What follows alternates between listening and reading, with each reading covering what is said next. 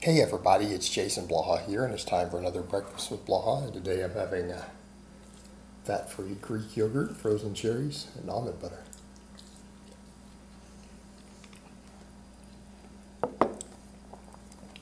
All right, let's talk about BMI and recomposition, because I did a video a while back on this.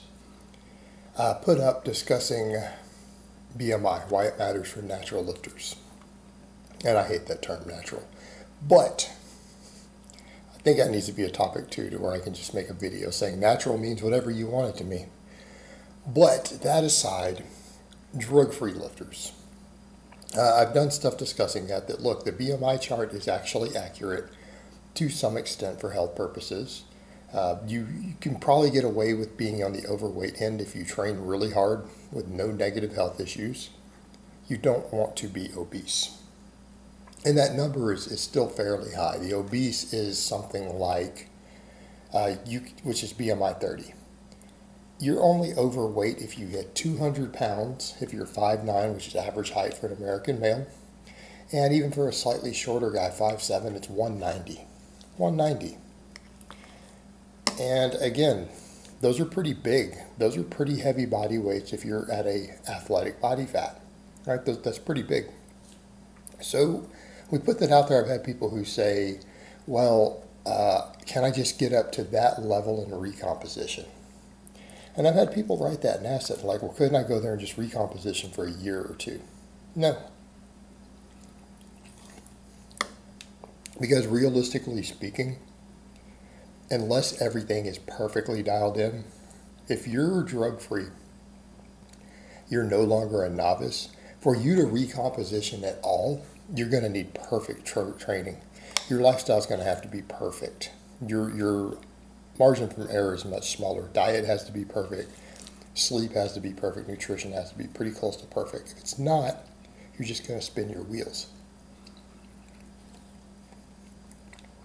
And I can't make that any much more clear. Recomposition, which again means losing fat while gaining muscle while staying roughly the same body weight. It's not realistic for most people. Again, I've made videos explaining who can do it and why and at what rates, but even then, it's excruciatingly slow. And you're not one of those people doing what I've just described. You're not in that category of people who can easily pull this off. Now, if you try to do it, it's going to be so excruciatingly slow that you may not notice any progress for 2 years. So unless you're happy with where you are, it's not really viable. And what do I mean by happy with where you are? If you get up, you look in the mirror, and you say, my body is perfect. There's nothing I want to change. I'm happy with how it is. If I don't gain any muscle or lose any fat for the next few years or change anything, I'll be perfectly happy. How I look right now, my body is absolutely perfect. I don't care about making any further progress. If you look at your lifts, your strength level, and you say, my strength level is absolutely perfect. I don't care about adding 10 pounds to my squat. 10 pounds to my deadlift, 5 pounds to my bench. I'm fine with where they are. They're in a perfect spot. I could be perfectly content with all of this. Okay. If you're in that situation, then go ahead and maintain if you want to. That's your business. But what most people are going to trying to call, well, I want to try to recomp this weight. No, you're going to maintain. Maintain means you're going to stay exactly where you are. Any changes that you make are going to be so slow that they're going to be insignificant that you will not notice them. It might take you 3 years to see any difference at all. This is not ideal for anyone not in that situation then. You're maintaining, not recomping. You're just at maintenance. So what's our solution? Bulk and cut. Here's what I might recommend. If you say, I want to keep my BMI under 30 for health purposes, nothing wrong with that. You choose to do that. If you choose to go over that, there's nothing wrong with that either. To understand there may be some health consequences. But if it's mostly muscle you gain to get there, they're not going to be the same health consequences as a sedentary person who just gained a bunch of fat. But they're going to be there, just too dramatically reduced. So why don't you just bulk and cut?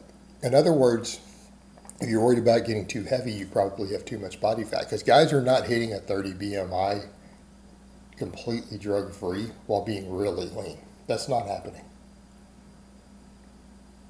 You're hitting that number because you have gained too much fat in your bulks, and it's accrued over time.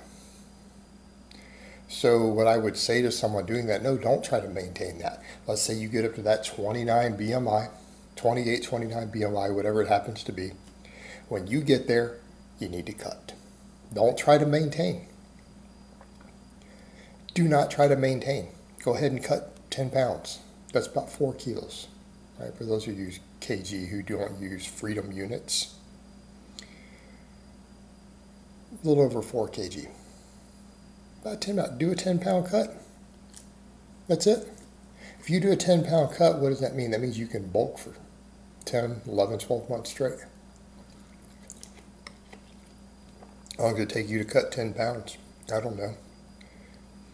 6 weeks, 12 weeks, 20 weeks, whatever you want it to be. And here's what I can tell you. Even if you took 12 weeks to cut that 10 pounds, right? Let's say you're going to take the next 2 years of your life. And let's say you get up to a BMI of 29, which is about 200 pounds for the average height American, 5'9". Average height American male, 200 pounds. Let's say you got up to that. If over the next 2 years you do a 12-week cut, you drop down to 190. You can even drop to 185, whatever. Takes you 12 weeks to do so. And then you spend the next 9 months, because that's 3 months out of the year, the next 9 months slow bulking back up to that. So a fourth of your time has been spent cutting, 3/4 of your time bulking. And you do that twice, right, over 2 years.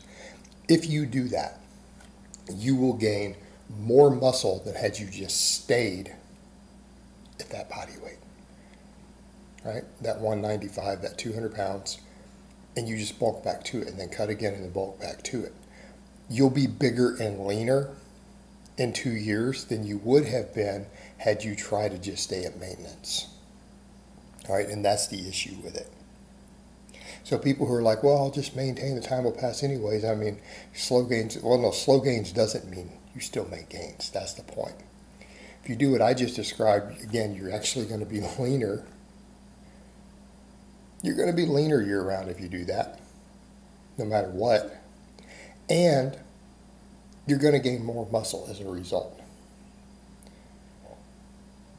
You only should try to maintain and not be bulking or cutting if you are perfectly happy with where you are and you no longer care about making progress, or you're at a point in your life where you can't push for progress, and that's okay. All right, guys, well, that's really all I have to say on that today. I hope it's been informative, and I will talk to you guys next time.